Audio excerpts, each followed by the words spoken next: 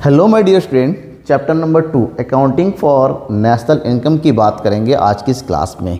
In last class we studied about chapter number 1 introduction of macroeconomics, where we studied about the meaning of macroeconomics, scope of macroeconomics, goods, type of goods and circular flow of income.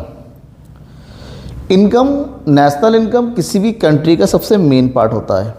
So we have to learn about it. National income में कौन कौन से component होते हैं, कौन कौन से terms होते हैं and how to calculate, that means the methods to measuring national income that we studies in this lesson. 62 video है जहाँ सब कुछ पढ़ेंगे। At first we have to know about the meaning of national income. What is the meaning of national income?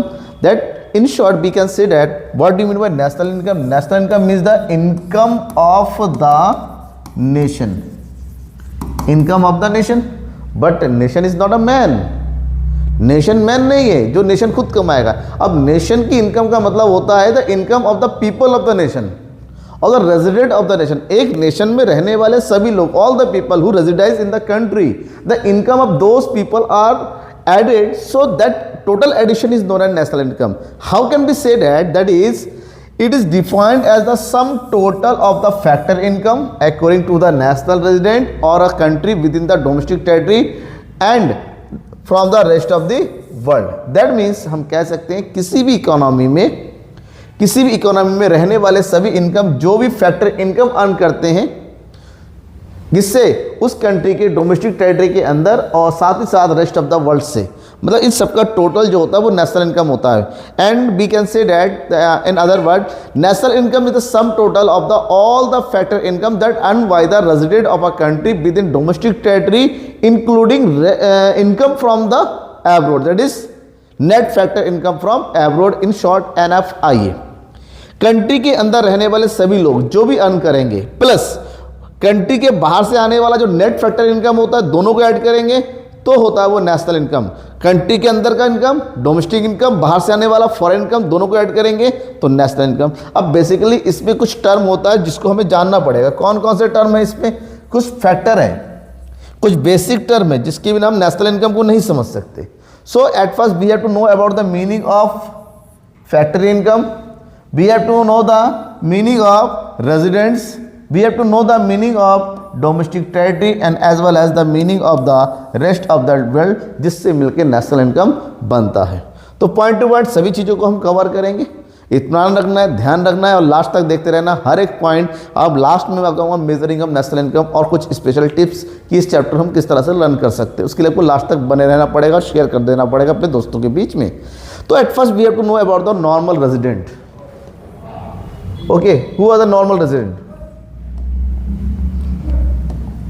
तो जब भी हम normal resident की बात करें, नॉर्मल रेजिडेंट मतलब those all people who resides in a country and whose economic interest is for such country. मतलब वो सभी लोग जो किसी भी कंट्री में रहते हो और उनका जो इकोनॉमिक इंटरेस्ट है, इकोनॉमिक इंटरेस्ट का मतलब होता है ऑल इकोनॉमिक एक्टिविटी वो परफॉर्म करते हैं उस पर्टिकुलर कंट्री के लिए। जब ये दोनों ही कंडीशन पूरा हो जाता है तो उसे हम नॉर्मल रेजिडेंट कहते हैं।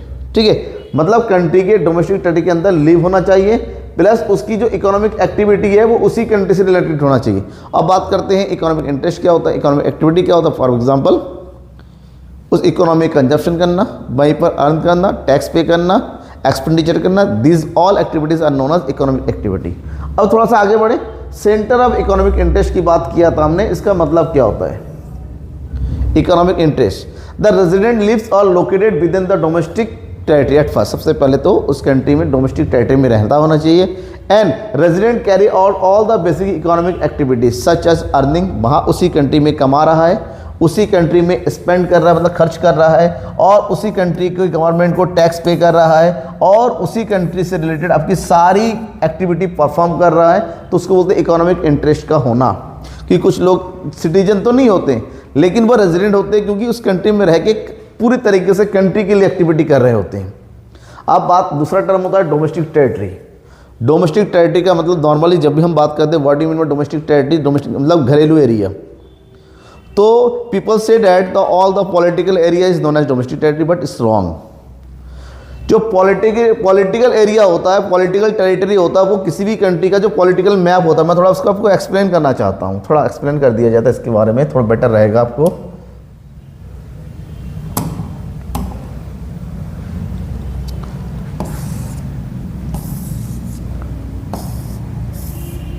ये जो मैप हम देखते हैं, ठीक है, ये जो मैप है ये पॉलिटिकल मैप है। पॉलिटिकल बाउंड्री और पॉलिटिकल वो डोमेस्टिक टेरिटरी थोड़ा सा फर्क ये होता है कि ये जो नॉर्मल एरिया हमने जो मैप दिखा रहा हूँ मैं, ये जो मैप का एरिया बना हुआ ये इसको बोलते हैं पॉलिटिकल टेरिटरी, जहाँ पर हमारी पूरी सारी पॉलिटिकल एक्टिविटी परफॉर्म होती है। लेकिन डोमेस्टिक टेरिटरी इससे अलग है। डोमेस्टिक टेरिटरी मतलब पॉलिटिकल टेरिटरी प्लस इकोनॉमिक, जहाँ जहाँ हम अपनी इकोनॉमिक एक्टिविटी को परफॉर्म करते हैं। जैसे हम यहाँ पर, ये हमारा जो ओशियन एरिया है, यहाँ पर हम अपनी इकोनॉमिक एक्टिविटी परफॉर्म करते हैं, यहाँ पर फिशिंग करते हैं या फिर माइनिंग करते हैं, अलग अलग वर्क चलता रहता है, ये भी कंट्री की टेरिटरी में जाए, जबकि यहाँ पर पॉलिटिकल वर्क नहीं होता है। तो पॉलिटिकल टेरिटरी से बढ़ के होता है डोमेस्टिक टेरिटरी, इस बात को आपको समझना पड़ेगा, ठीक है। अगर ये कंप्लीट होता है, अब बात ये आती है डोमेस्टिक टेरिटरी में आता क्या क्या है। First one is political frontier, all the political territory जहाँ पर पॉलिटिकल एरिया परफॉर्म होता है वो आता है, प्लस जो वाटर एरिया है वहाँ पर 12 नॉटिकल माइल्स, जो आपका सी रूट्स होता है 12 नॉटिकल माइल्स है, उस कंट्री के अंदर आता है, ठीक है। हमारे सी रूट्स में जहाँ जहाँ हमारे कंट्री का शिप जाता है वो हमारी कंट्री का डोमेस्टिक टेरिटरी होता है। उस पर्टिकुलर टाइम में जो एयरलाइन होता है, फिशिंग वेसल्स होते हैं, माइनस एरिया होता है, इंटरनेशनल बाउंड्री, जहाँ पर भी हमारी कंट्री के लिए कोई इकोनॉमिक एक्टिविटी परफॉर्म होता है, चाहे वो कहीं पर भी हो, इवन किसी कंट्री में हमारे कंट्री का एयरवेज बना हुआ है तो वो हमारी कंट्री का डोमेस्टिक होगा। दूसरी कंट्री हमारी कंट्री का एम्बेसी बना हुआ है तो हमारी कंट्री का डोमेस्टिक टेरिटरी का होगा। These are the domestic territories. Okay, confusion होता है पूछ लीजिएगा। अब नेक्स्ट वर्ड आता है non resident. Non resident, who are the non resident? जो उस कंट्री में रह तो रहा है, मतलब जो हमारी कंट्री में रह तो रहा है, लेकिन the economic interest not for our country, वो उनका इकोनॉमिक इंटरेस्ट हमारी कंट्री के लिए नहीं आता है। बेसिकली जो बाहर से आने वाले जो टूरिस्ट होते हैं, जो बाहर से आने वाले स्टूडेंट्स होते हैं, या फिर जो फॉरेन ऑफिसर्स होते हैं, फॉरेन अथॉरिटीज़ होते हैं जो कुछ समय तक के लिए आते हैं, फॉरेन से आने वाला है एम्बेसी जो हमारी कंट्री में के रह रहे हैं, तो ये सब जो है नॉन रेजिडेंट होते हैं। बिकॉज जो ये लोग हमारी कंट्री में भले ही रह रहा हो, लेकिन इतनी सारी इकोनॉमिक एक्टिविटी होती है वो अपनी कंट्री के लिए होती है, हमारी कंट्री के लिए नहीं होती। So they are known as non resident. Okay, next one is domestic product and national product. Domestic product includes production activity of production unit located in the economic territory. किसी भी कंट्री के economic territory, यानी कि किसी भी country के domestic territory के अंदर परफॉर्म किए जाने ऑल द इकोनॉमिक एक्टिविटीज, जो भी गुड्स एंड सर्विसेज प्रोडक्शन होता है, all the goods and services which produce within the domestic territory is known as domestic product. But when we include the domestic product and the foreign product, this both are known as national product. मतलब वो सारी goods and services जो हमारी country के अंदर produce होता है, plus उन सब की वैल्यू जो फॉरेन में प्रोड्यूस होता है, नेट वैल्यू इंक्लूड करेंगे तो बन जाता हमारा national product. Next one is factor income and transfer income. What do you mean by the factor income? Factor income, the income earned by the factors of production. हमारे पास factor of production है, हमने उसको use करने के लिए दिया producers को। When we give the authority to the producer for using the factors, they have to pay some rent और they have to pay some remuneration by using of the factors. उन सबको उस factor का use करने के लिए कुछ ना कुछ देना पड़ेगा। जैसे हमारे पास लैंड है, हमने लैंड किसी और को दे दिया, देन दे हैव टू पे द रेंट। हमारे पास कैपिटल है, पैसा है, हमने किसी और को यूज़ करने के लिए दे दिया, then they have to pay interest. That means the income be receive from the use of our factors that paid by the producer is known as factor income. For example, हमारे पास land है, हमने producer को दे दिया, producer ने बदले में rent पे किया। वी हैव कैपिटल, प्रोड्यूसर को दे दिया, उसने जो यूज़ किया इंटरेस्ट पे किया। लेबर हमने दे दिया, वेजेस पे किया, एंटरप्राइज दे दिया, प्रॉफिट मिला। So now these are known as factor income that we receive from the factors. Next one is transfer income. What do you mean by the transfer income? Factor income factor के use के बदले में मिलता है, लेकिन transfer income किसी भी चीज के यूज के बदले में नहीं था। That is a one way income. ये क्या होता है? It is a only receipt, ये रिसीप्ट होता है, इसके बदले में कुछ भी देने की जरूरत नहीं होती है। फॉर एग्जाम्पल, पेंशन हो गया, स्कॉलरशिप हो गया, अनएम्प्लॉयमेंट हो गया, अनएम्प्लॉयमेंट अलाउंस हो गया, unilateral payment, this all are known as transfer income. Transfer income is not included in national income, so we have to learn about the transfer income. What are the main income that are not going to include national income? वो सारी चीजें जो free में मिलती है, फोकट में मिलती हैं, फोकट में मिली हुई everything is known as transfer, such as pension, that is old age pension. Pension जो होता है क्या होता है, आपका ट्रांसफर इनकम होता है, गवर्नमेंट से फ्री ऑफ कॉस्ट मिलता है बूढ़े लोगों को, या फिर विडो पेंशन होता है जो विधवा लोगों को मिलता है, ठीक है। नेक्स्ट वन इज, इसमें ध्यान रखना, factor income included in national income but transfer incomes are not included in the national income. MCQs में बहुत पूछा जाता है, but you have to learn it. Now the difference between the factor income and transfer income. Factor income refers the income receive from the factors of production, ये factor of production के बदले में मिलने वाला इनकम होता है, but it national transfer income receive without rendering any productive services. यहाँ पर किसी भी तरह का सर्विस और फैक्टर देने की जरूरत नहीं होती है, ये ऐसे ही मिल जाता है। Nature, it included in both national income and domestic income, that means factor income national income में भी आता है एंड डोमेस्टिक इनकम में आता है, but other hand transfer income are not included in national income nor included in domestic income, दोनों में से किसी में नहीं आता है। Concept, it is an earning concept, ये अर्निंग कॉन्सेप्ट है, we have to earn by paying off some factors and this is receipt income, because receipt मतलब हमें क्या मिलता है, हमें कुछ देने की जरूरत नहीं होती है। Next, recipient, received by factors of production, land, labour, capital, ये जो होता है ओनर रिसीव करता है, the owner of the factors. Land का ओनर रेंट मिलेगा, कैपिटल का ओनर उसको जो प्रॉफिट जैसे इंटरेस्ट पे करेगा, लेबर का ओनर जो होता है अपना वेज पे करेगा। तो ये सब फैक्टर के बदले को जो ओनर होते हैं उसको मिलते हैं, but this generally received by the household and government, ये गवर्नमेंट को मिलता है from the rest of the world, और हाउस होल्ड को मिलता है from the government. For example, rent, wage, interest is known as factor income and here is scholarship, old age is known as transfer income. Okay, next one is net indirect tax. It is very important point, normally इसके बारे में पूछा कम जाता है, but numerical question calculate करते वक्त इसका use बहुत ज़्यादा था। One, what do you mean by the net indirect tax? Net indirect tax is the difference between indirect tax and subsidy. Indirect tax में से सब्सिडी को माइनस कर देंगे, माइनस करने के बाद जो मिलता है that one is known as net indirect tax. It's include two term, indirect tax and subsidies. First one is indirect tax. Indirect tax are those tax which applies on the goods and services we have to pay the use of goods and services to the government is known as net indirect tax। जो goods and service को use करेगा उसी को पे करना पड़ता है, मतलब ये लोगों पर नहीं लगता है, ये लोगों पर नहीं लगता, ये लगता है किस पर? गुड्स एंड सर्विस के ऊपर। सो जो इंडिया का जो बिगेस्ट इनडायरेक्ट टैक्स है that is known as GST. GST always increase the price of the commodity. GST क्या करता है? कोई गुड्स एंड सर्विस, मान लीजिए कोई कमोडिटी 100 रुपए का है, गवर्नमेंट ने कह दिया कि आपको 10% का टैक्स देना पड़ेगा, that means we have to pay ₹110। जैसे पेट्रोलियम है, पेट्रोलियम का बेस प्राइस कितना होता है? 47.93 रुपीज़। उसके ऊपर गवर्नमेंट को आने का खर्चा लगता है 0.30। गवर्नमेंट एक्साइज ड्यूटी लगाती है, मतलब बॉर्डर टैक्स 27.9। डीलर का कमीशन ऐड किया जाता है, फिर वैट लगा जाता है। आज के टाइम में तो अलग से टैक्स लगता है।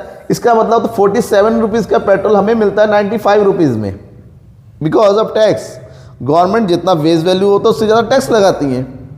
तो जो इनडायरेक्ट टैक्स होता है that increase the price of the commodity, but other hand the subsidy are the financial assistance provided by the government to the producer. Subsidy क्या होता है? सब्सिडी गवर्नमेंट के थ्रू प्रोड्यूसर को दिए जाने वाला एक फाइनेंशियल हेल्प होता है। It is the financial help.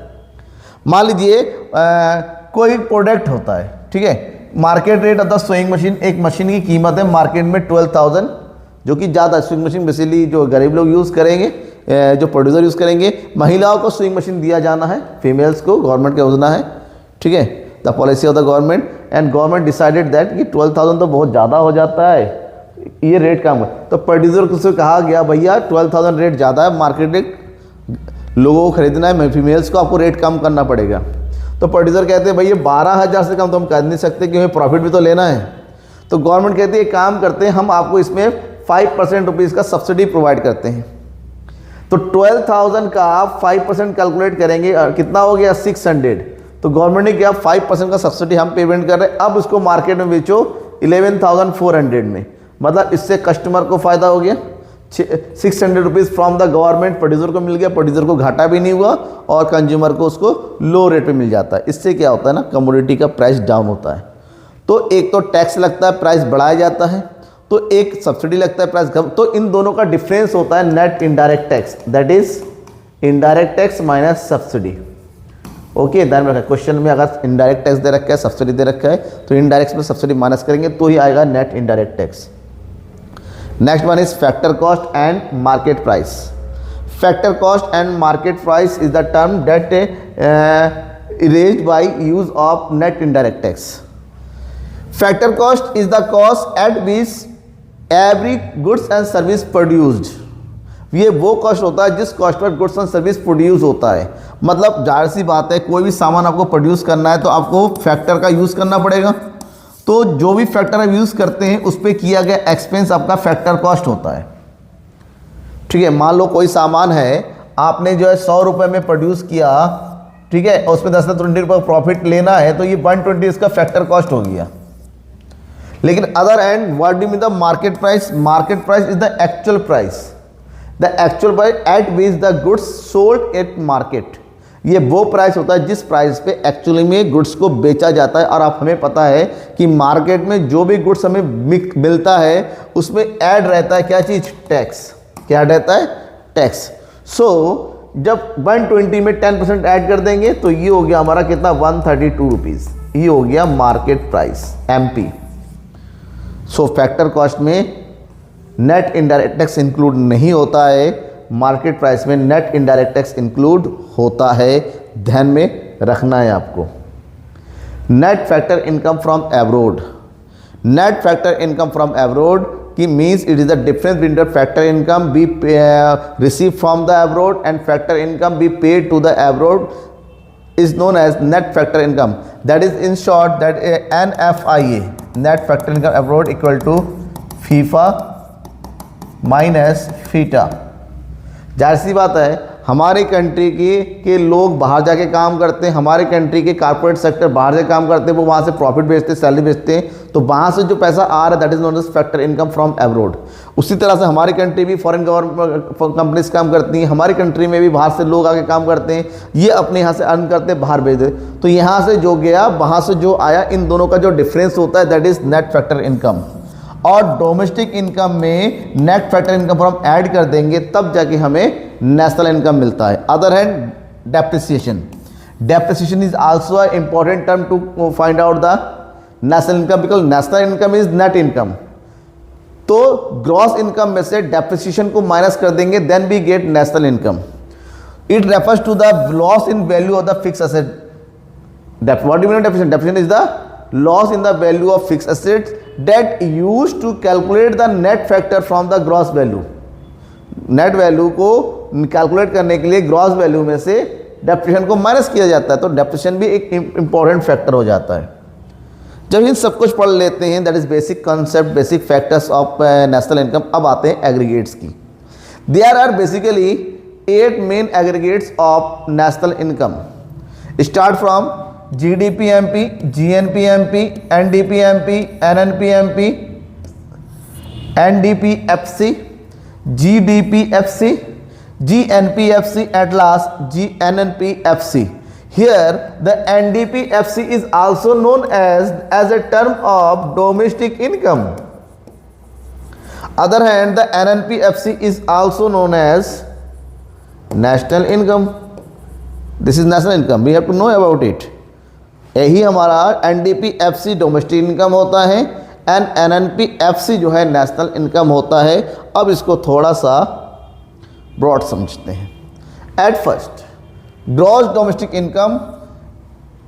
Gross domestic income is the main income of the country. The first at first government calculate estimate the GDP। GDP ही वो term है जो एक्चुअली में किसी भी कंट्री का ग्रोथ एंड डेवलपमेंट बताता है। आप न्यूज़पेपर पढ़ते होंगे, इधर उधर पढ़ते होंगे, वहाँ पर आता है कंट्री का GDP। आपने इकोनॉमिक डेवलपमेंट वाला चैप्टर पढ़ा है, इंडियन इकोनॉमिक डेवलपमेंट, वहाँ पर भी बताया गया किसके बारे में? GDP के बारे में। GDP growth, GDP development, GDP। National income term बहुत कम यूज़ होता है। तो जीडीपी का मतलब होता है डोमेस्टिक टेरिटरी में प्रोडक्शन होने वाले सभी गुड्स एंड सर्विसेज की वैल्यू, जो केवल उसी कंट्री की बात करते हैं, क्योंकि नेशनल इनकम में तो फॉरेन इनकम भी ऐड होता है। तो फॉरेन इनकम छोड़ो, जो कंट्री के अंदर जो प्रोड्यूस हो रहा है उसकी इनकम को टोटल करेंगे, that is known as domestic income. How can be say that here? The market value of the final goods and services produced during a year within the domestic territory of a country by the resident of a country is known as domestic product. That means we can say that GDPMP equal to, that is sum of final goods and services। किसी भी country के जो country के अंदर produce होने वाले goods and services की final value का जो टोटल होता है, and it is a sum of final value of market price. सब मार्केट प्राइस का जो टोटल होता है that is known as GDPMP. ये जीडीपीएमपी होता है। अब जीडीपीएमपी कैलकुलेट होने के बाद ध्यान रखिए, जीडीपीएमपी हमेशा मार्केट प्राइस पे कैलकुलेट होता है। GDPMP is always calculated within domestic territory. GDPMP is estimated for an financial year, एक फाइनेंशियल ईयर के कैलकुलेट होता है। ठीक है, ध्यान में रखिएगा। Next one is gross national product at market price. Gross national product, सबसे पहले जीडीपी एस्टिमेट होता है, जीडीपी से बाकी एग्रीगेट्स कैलकुलेट होता चला जाता है। तो जीडीपी में और बाकी एग्रीगेट्स में थोड़ा थोड़ा डिफरेंस होता है। देयर ये होता है जीएनपीएमपी, हमने पहले जीडीपीएमपी कैलकुलेट किया। अगर आपको थोड़ा दिमाग लगाएंगे तो सारे चीज़ें ऑटोमेटिक क्लियर हो जाता है। देखिए, GDP MP gross domestic product market price और GNP MP gross national product. That means D और एन का ही फर्क बैठ रहा है बस। तो जीडीपी मतलब sum total of final goods and services that produce within the domestic territory, and GNP MP क्या होगा फिर? Sum total of all goods and services produce within the domestic territory including net factor income from abroad, क्योंकि national में net factor income from, तो यहां पर केवल एक टर्म यूज कर देंगे इंक्लूडिंग NFIA, तो बन गया। तो एक डेफिनेशन याद करेंगे, बाकी केवल उसी को प्लस माइनस करते चलेंगे। Next one is net domestic product at market price. देखिए सेम वही आ गया, हमने जीडीपी पढ़ा था, now we have to study NDP. GDP NDP, तो डिफरेंस किसका हो गया? GDP and NDP, difference is gross and net, and the difference between both is by depreciation. So it is the market value of the final goods and services produced within the domestic territory of a country during a year excluding depreciation, because gross value में से depreciation को minus करने से net value आता है। so we subtract GDPMP minus depreciation, we get NDPMP। and next one is fourth one, NNPMP, net national product at market price। net means excluding depreciation, national means including NFI, that means in GDP we have to added NFI and also subtract depreciation। तो last में line में पूरा depreciation लिखेंगे GDP की, last में लिख देंगे excluding depreciation and including NFIA, ये कंप्लीट हो जाता है। Next term is NDPFC। Here it refers to the net money value of all final goods and services produced within the domestic territory of a country during a period of time। यहाँ पर सबकी money value include किया जाता है, not the market value. Money value मतलब factor value. It can also is the sum total of, it is the sum total of all factor income, चाहे money value बोले या फिर फैक्टर इनकम के total को बोले, सेम मैटर है। That means NDPFC is the sum total of rent, profit, interest and wages. These all are known as factor income. Sum total of factor income is NDPFC।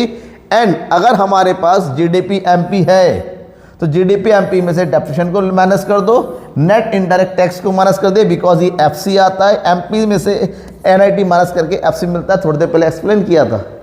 and this NDPFC is also known as domestic income।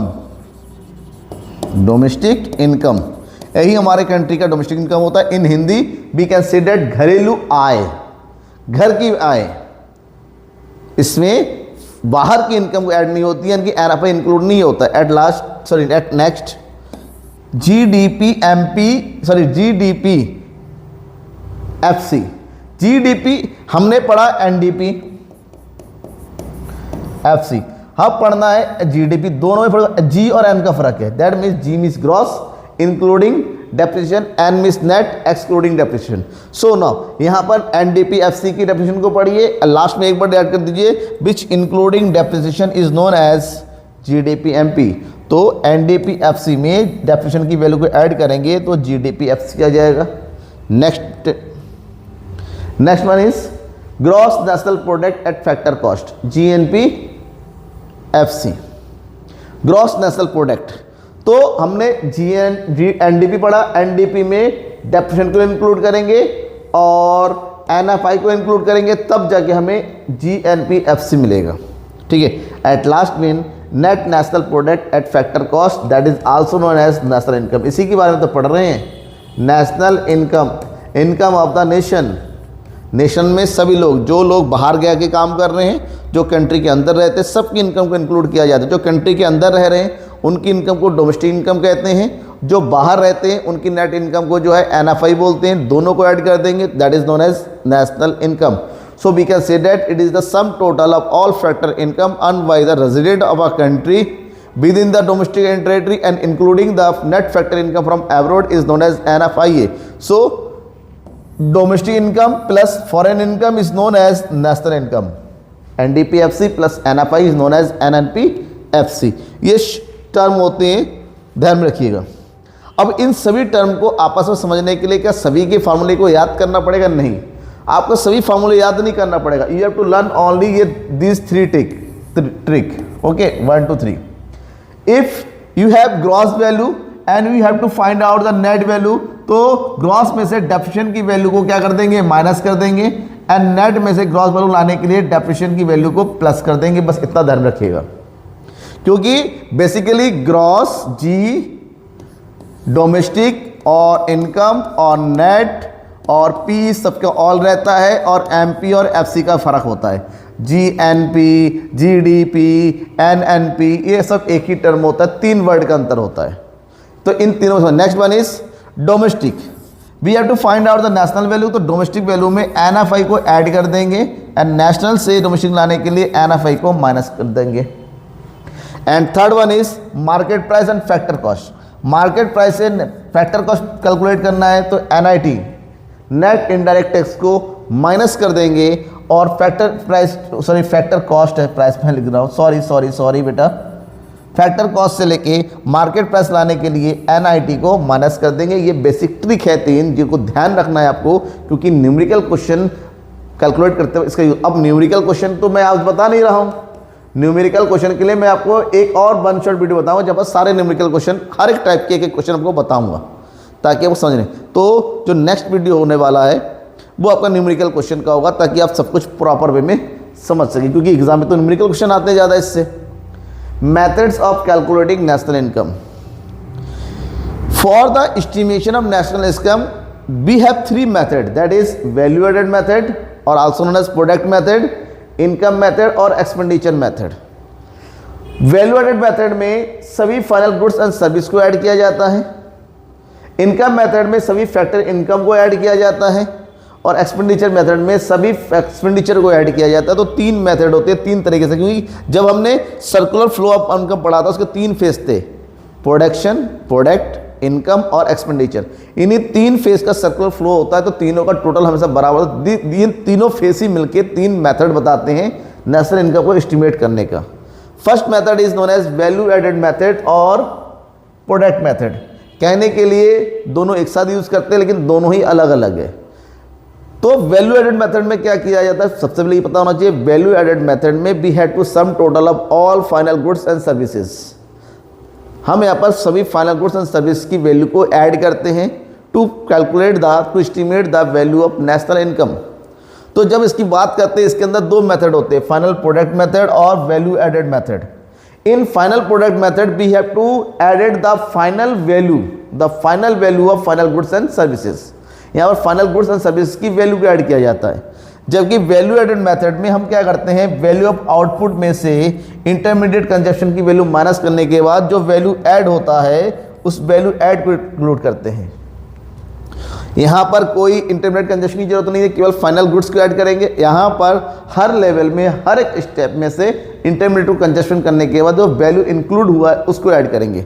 तो दोनों ही normally इससे हमें final product method में क्या दिक्कत है भाई, इसको इंक्लूड करते आसान लगता है। देखें इधर में फाइनल गुड्स होगा कौन, फॉर एग्जांपल शुगर है, शुगर हम अपने घर में यूज़ करेंगे तो फाइनल गुड्स है। वही शुगर अगर स्वीट शॉप में यूज़ होता है तो उनके लिए रॉ मटेरियल बन जाता है, तो कैसे इसकी वैल्यू इंक्लूड करेंगे। तो इससे अच्छा होता है वैल्यू एडेड मेथड का यूज़ किया जाए, और ये किस तरह से यूज होता है वो बताते हैं। Concept of value added, in value added method at first we have to find out the value of output. What do you mean value output, कि आपने कितना वैल्यू जनरेट किया, यानी आपके पास कितना वैल्यू का आउटपुट है। तो value of output means it is the sum total of sales plus change in stock, change in stock, इन दोनों का सम टोटल होता है। अब इसमें से इंटरमीडिएट कंजप्शन यानी कि जो रॉ मटेरियल वगैरह होता है उसको माइनस कर देंगे। अगर मान लीजिए एक प्रोड्यूसर ने 120 रुपए का सामान प्रोड्यूस किया तो ये हो गया वैल्यू ऑफ आउटपुट, लेकिन इसको प्रोडक्शन करने के लिए उसको 70 रुपीज़ का खर्चा हुआ, that is known as intermediate consumption. तो एक्चुअली में प्रोड्यूसर ने कितना रुपए जनरेट किया, 50 rupees, this 50 rupees is known as value added, ये होता है वैल्यू एडेड। और एक्चुअली में नेशनल इनकम कैलकुलेट करने के लिए इसी वैल्यू एडेड की जरूरत होती है। अब बात करेंगे what do you mean by intermediate consumption. Intermediate consumption का मतलब all the purchasing value, because किसी भी गुड्स को प्रोड्यूस करने के लिए you have to purchase raw material और factor, you have to use the some factors. तो फैक्टर और रॉ मटेरियल जो कुछ भी आप परचेज करेंगे to production of the goods, that is known as intermediate consumption. और इन सब की वैल्यू को फाइनल वैल्यू निकालने के लिए सब्ट्रैक्ट करना पड़ता है। Next one is value of output. Value of output refer to the market value of all goods and services. किसी भी गुड्स एंड सर्विस की जो मार्केट वैल्यू होती है उसके सम टोटल को वैल्यू ऑफ आउटपुट कहते हैं। So if we have to find out the value of output, sales plus change in stock plus production of sale consumption, जो हमने बेच दिया है, बेचने के बाद जो हमारे पास बचा हुआ है चेंज इन स्टॉक प्लस जो कुछ भी हमने सेल्फ कंजप्शन के लिए रखा हुआ है, इन दोनों का टोटल होता है वैल्यू ऑफ स्टॉक। और यहाँ पर जो चेंज इन स्टॉक की बात करते हैं हमेशा closing stock minus opening stock is change in stock. And we can also say that value of output equal to quantity sold multiply by price अब per unit plus change in stock. अलग अलग फॉर्मूले होते हैं, इस method को अलग अलग नाम से भी जाना जाता है। Inventory method, net output method, industrial origin method, अलग अलग नेम होते हैं। अब बात करेंगे, ये तो समझ गया मीनिंग। अब नेशनल इनकम को एस्टिमेशन कैसे करते हैं। In value added method there are various steps to calculate the national income. At first we have to identify the production unit, क्योंकि हम फाइनल गुड्स एंड सर्विस की बात करते हैं तो final goods and service production करने के sector होते हैं, प्रोडक्शन सेक्टर बोला जाता है। And in an economy there are 3 production sector, primary sector, secondary sector and tertiary sector. So we have to include the all the product value of output of this all sector. यहाँ पर तीनों ही sector की value of output निकाला जाता है, उसमें से तीनों ही सेक्टर के कंजप्शन को माइनस किया जाता है। उसके बाद यहाँ से हम निकाल लेते हैं वैल्यू एडेड और तीनों ही सेक्टर की वैल्यू एडेड को इंक्लूड करते हैं, तब जाके हम नेशनल इनकम निकालते हैं। So next step is estimation of value added in each sector. Sector पता चल गया, हर सेक्टर की वैल्यू एडेड निकाल लेंगे तो हर सेक्टर में जितना भी वैल्यू जनरेट होता है उसमें से उसकी इंटरमीडिएट कंजप्शन को माइनस करते हुए चलेंगे, तब जाके हमें वैल्यू एडेड मिलेगा। After getting the value added we have to estimate the gross value added. Gross मतलब तीनों ही सेक्टर के वैल्यू एडेड को ऐड कर देंगे and this value added is known as GDPMP। इसी को हम GDPMP बोलेंगे। That means value added in primary sector, value added in secondary sector and value added in tertiary sector. And we can also say that इस फॉर्मूले को shortcut में हम लिख सकते हैं GDP। अगर हमारे पास इतना नहीं सेक्टर वाइज नहीं जाना है तो इसके लिए हम डायरेक्ट यूज कर सकते हैं GDPMP equal to sales plus change in stock minus intermediate consumption. ये फॉर्मूला यूज कर सकते हैं अगर सेल्स वैल्यू दे रखा है। Next one is estimation of net value added. Net value added is known as domestic income और net factor cost. Okay, that is NDPMP GDPMP जो हमने कैलकुलेट किया है फर्स्ट स्टेप में हमने सभी वैल्यू एडेड को ऐड कर दिया। तो वहाँ से हमने डेप्रिसिएशन की वैल्यू को माइनस कर दिए, उसमें से हम नेट इनडायरेक्ट को माइनस कर दिया, तो we have to find out NDPFC and last step that is estimation of national income added NDPFC and NFIA is get national income. ये फॉर्मूला हम यूज़ करते हैं। इतना होने के बाद अब हमें पता होना चाहिए इस मेथड की प्रिकॉशंस। क्या हम कुछ भी ऐड कर देंगे? नहीं, हमें कुछ चीज़ों को ध्यान में रखना पड़ेगा। That is intermediate goods are not included in national income. तो हमने अभी देखा कि नेशनल इनकम कैलकुलेट करते हुए हमने इंटरमीडिएट कंजप्शन और इंटरमीडिएट गुड्स और परचेज और रॉ मटेरियल की वैल्यू को माइनस कर देते हैं, इंक्लूड नहीं करते हैं। सेकंड पॉइंट, सेल और purchase of second hand goods are not included. Second hand goods की वैल्यू इंक्लूड नहीं करेंगे because is the value of second hand item already included in first time. Next, production और services of self consumption. जो self consumption के लिए जो service use किया जाता है, सेल्फ कंजप्शन गुड्स नहीं, सेल्फ कंजप्शन सर्विस, उसकी वैल्यू को इंक्लूड नहीं किया जाता है। Production of self consumption include किया जाता है, सर्विस को नहीं किया जाता है, गुड्स को किया जाता है। Imputed value of owner equipped houses should be included. अगर प्रोडक्शन ओनर के खुद के घर में हो रहा है तो उस एरिया का भी वैल्यू इसमें इंक्लूड किया जाता है। शेयर, बॉन्ड, डिवेंचर, इन सब की वैल्यू को सेल और परचेस करने को इसमें नहीं किया जाता है। अब इस मेथड में, वैल्यू एड मेथड में एक प्रॉब्लम आती है, डबल काउंटिंग, खासकर जब हम फाइनल आउटपुट मेथड यूज़ करेंगे, क्योंकि कौन सी चीज कमोडिटी फाइनल है पता नहीं चल पाता है।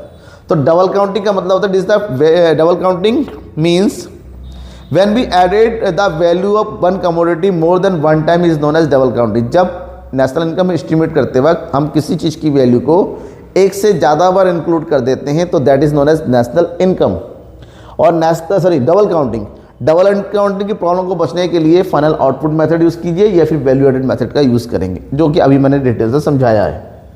Next one is income method. What do you mean by income method? Income method is the method at which we added the income from factors। हम यहाँ पर factors से मिलने वाली इनकम को ऐड कर देते हैं and this is also known as distributed share method or factor payment method।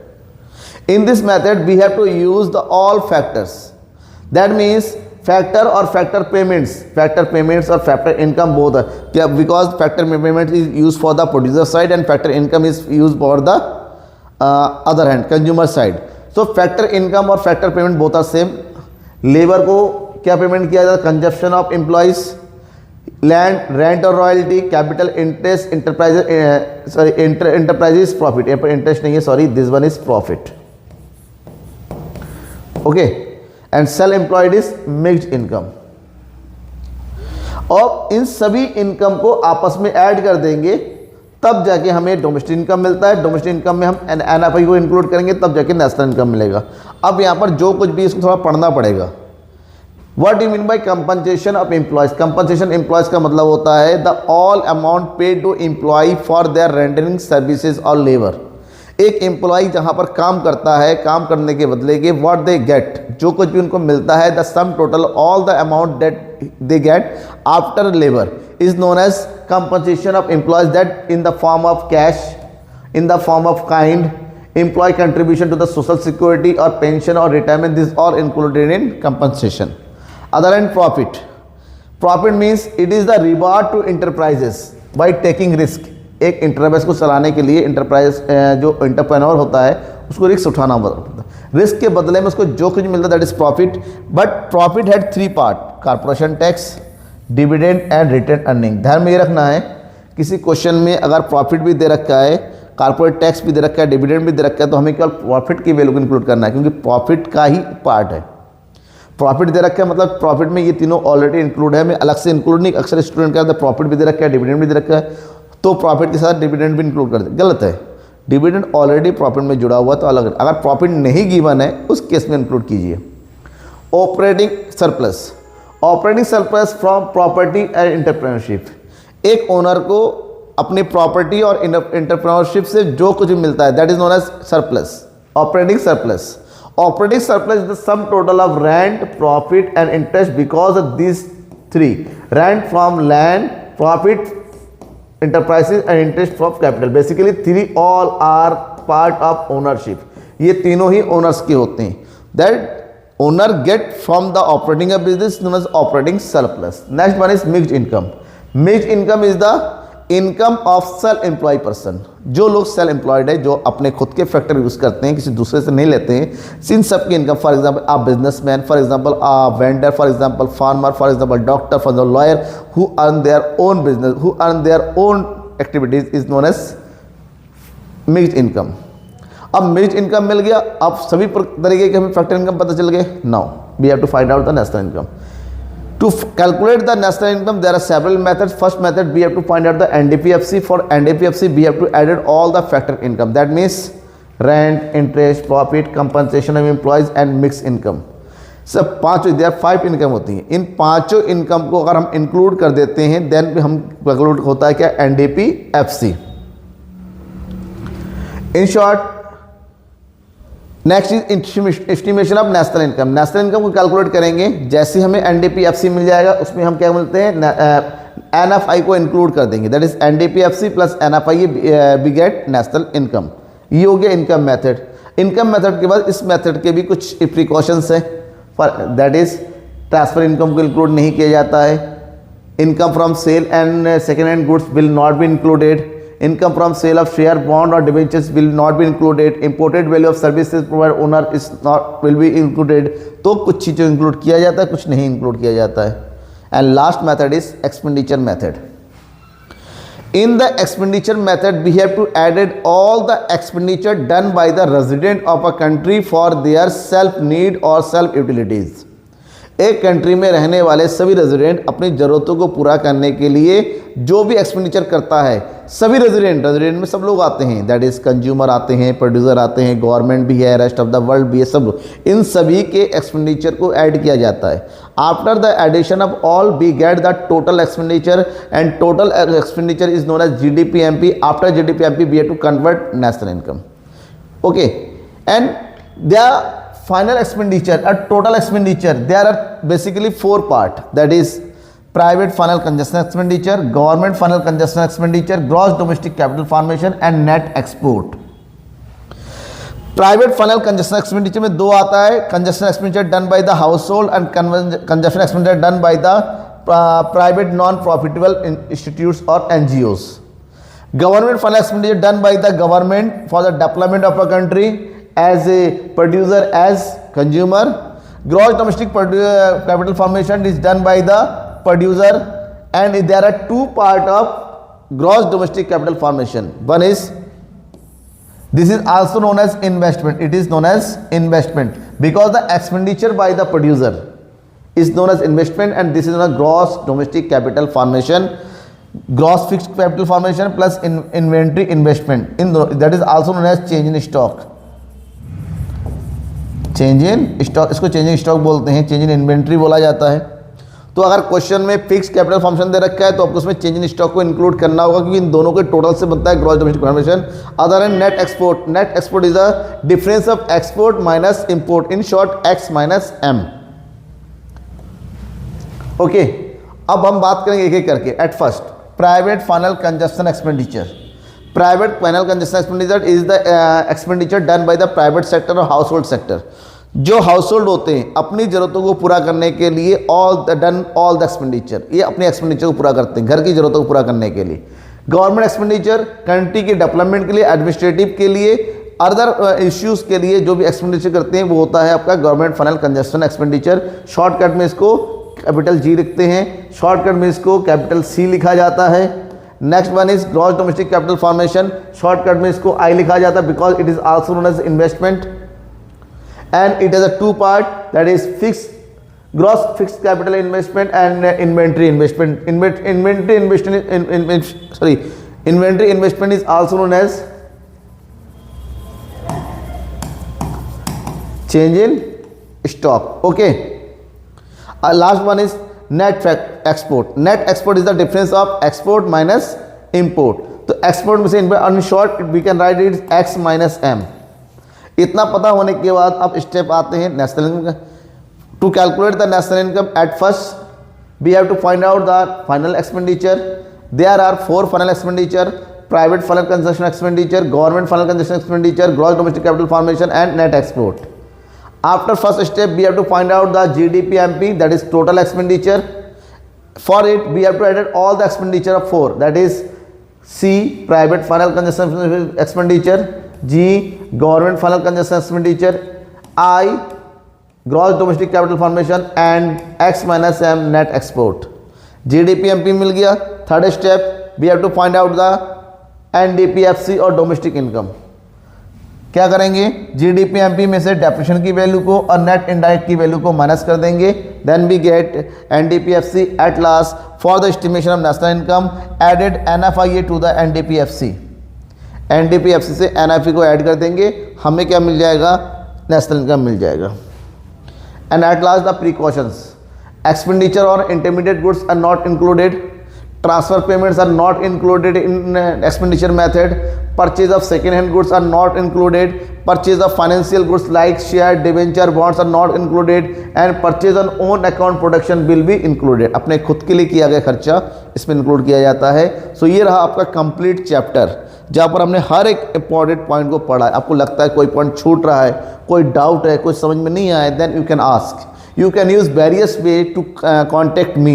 You can comment your doubts in comment section. You can use Instagram, you can use Facebook, and also you can visit my website to download the PDF of this topic, of this chapter. The website is www.theeconomicsguru.com. okay, free of cost में सभी PDF available है, you can download. And इसके अलावा कुछ भी आपको लगता है कि कुछ मुझसे पूछना है, देन आप डायरेक्टली मुझसे कॉन्टैक्ट कीजिए किसी भी तरीके से जो आपके पास अवेलेबल है. Thank you and bye.